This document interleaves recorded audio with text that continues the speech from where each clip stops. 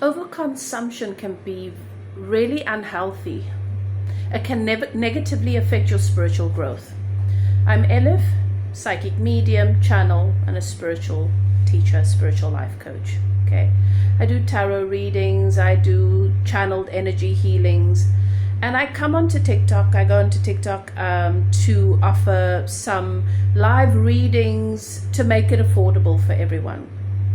But it's with my experience, it's made me realize a couple of things.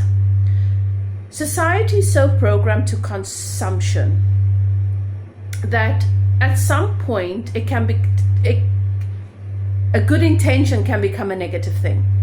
Tarot can be very addictive because it can be used as a form of spiritual bypassing. Most of you need to ask yourself, am I just curious? Do I know this person's energy? Do I understand where the messages are coming from? Do I trust the guidance? Or am I just being nosy? What am I opening myself up to? If you find yourself asking a question and you do not trust or you cannot accept the answer that is given, you're just addicted to consuming more information. It's a false sense of being in control of a situation. But if you're not willing to be open to get clarity on something so you can make an informed decision to grow, to get yourself out of a toxic situation or a pattern that you have ongoing that is holding you back, and you just want to know and you just want to know and you just want to know, then that is your ego.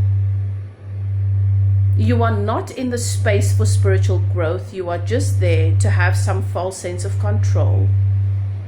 And you're actually feeding into a karmic tie, a karmic loop that is not good for you.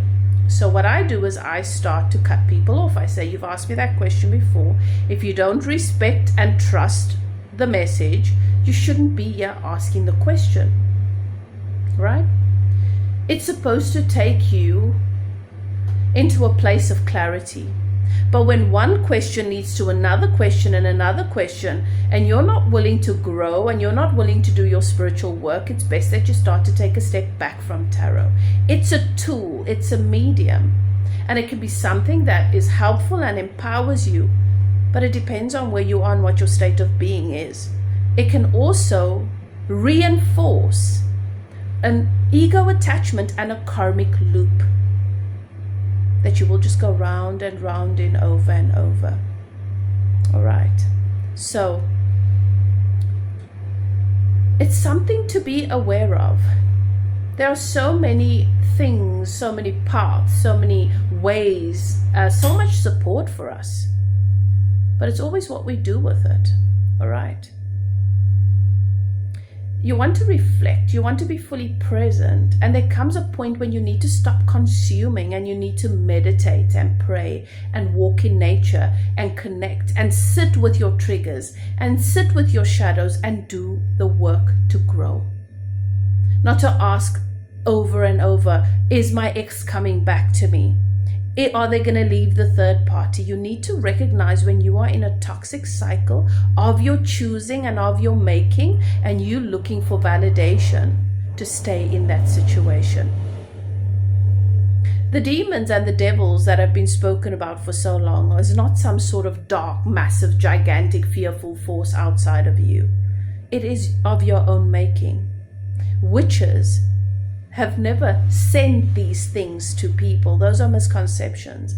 You create your own demons. You create your own shadows. And you are the one that has to work through them. So I'm becoming a little bit more, I'm setting more boundaries in my online space, especially on TikTok.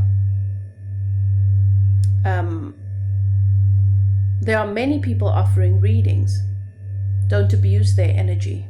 Don't abuse their offering, because you are creating a negative karmic backlash. The universe knows exactly what you are doing and why you are there. The person offering the gift, the time, the energy, their intention affects their reality, but why you are there affects yours. So start to be mindful. Our addiction to consumerism, to consuming, to try and fill an emptiness, whilst we're in a space where we should have probably learned, grown, made different decisions that uplift us, and walked away, we now want to reinforce it. So, yeah, something to think about.